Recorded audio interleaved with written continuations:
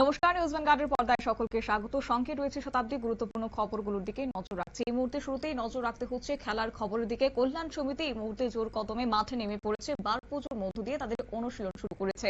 Tripura football association আয়োজিত আসন্ন রাখাল Memorial shield এ division football প্রতিযোগিতাকে সামনে রেখে তাদের অনুশীলন শুরু। এবং জানা গেছে রবিবার সকালে আগরতলা উমাকান্ত একাডেমি প্রাঙ্গণে বার পুজোর আয়োজন করেছে কল্যাণ সমিতি। খেলাধুলোর ঐতিহ্য ও ক্রীড়াসুলভ মনোভাবকে আরো সুদৃঢ় করার লক্ষ্যে এই আয়োজন করেছে কল্যাণ সমিতি। প্রত্যেক বছরই ফুটবলের মরশুম শুরু হওয়ার আগে পুজো দিয়ে থাকেন। এই বছর বহিরাজ্যের এক ঝাঁক প্লেয়ার নিয়ে মাঠে নেমেছে কল্যাণ সমিতি। গত বছর রাখাল শিল্ড চ্যাম্পিয়নের খেতাব অর্জন না করতে পারলেও এবছর কিন্তু অনেকটা তারা প্ল্যান চেঞ্জ করেছে যাতে করে আগামী দিনে সফলতা অর্জন করতে পারে। কি বললেন এ প্রসঙ্গে ক্লাব কর্মকর্তা এবং কোচ আবু তাহের, শুনুন।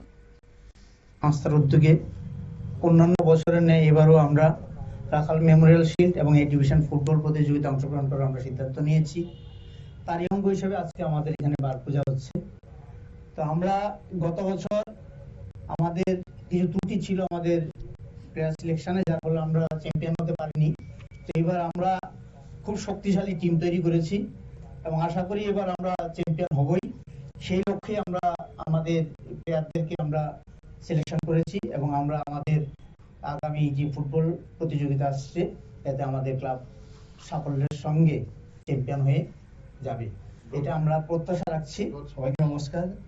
আমরা কল্যাণ সমিতি গতবার ভালো খেলা উপহার দিয়েছে, যদিও দুর্ভাগ্য আমরা চ্যাম্পিয়ন হতে পারিনি। তো কল্যাণ সমিতি যারা অফিসিয়াল আছেন তারা আপ্রাণ চেষ্টা করেছেন একটা ভালো টিম তৈরি করতে এবং সঙ্গে ম্যানেজার।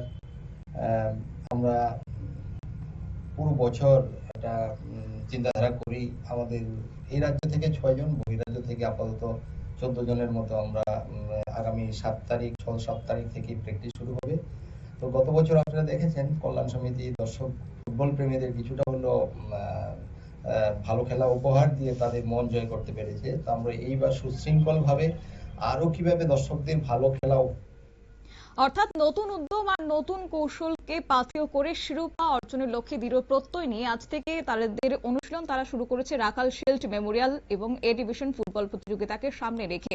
বার পুজোর মধ্য দিয়ে সূচনা হয়ে গেছে ক্লাব কর্তৃপক্ষ এবং ফুটবলার সফল, এছাড়াও চোটমুক্ত একটি মৌসুমে তারা প্রার্থনা করেছেন। এখন নজর রয়েছে ফুটবল প্রেমীদের যে আসন্ন রাখাল শিল্ড এ ডিভিশন ফুটবল লিগকে সামনে রেখে কতটা সফলতা অর্জন করতে পারে কল্যাণ সমিতি। নিয়ে নিচ্ছি ছোট্ট একটি বিজ্ঞাপন বিরতির, সঙ্গে থাকুন।